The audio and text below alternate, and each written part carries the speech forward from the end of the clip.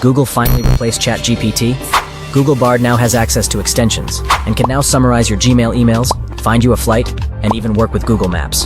Here's how you can use it for free. Head over to Bard and then click on the icon in the top right-hand corner. Now just activate the available extensions. To summarize your emails, let's ask it for a recent newsletter. I'll use mine as an example. Use my prompt as reference. Now let's ask it to summarize a selected email.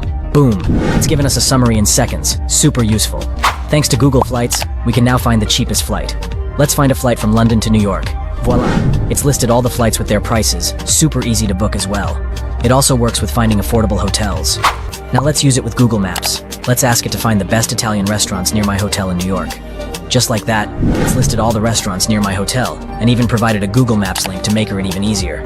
For all these responses, you can get Bard to double-check its answers and provide sources to make it more reliable. Is ChatGPT finally in trouble? What do you think? Access the ultimate list of over 2,000 plus AI tools in my free weekly AI newsletter. Don't miss out.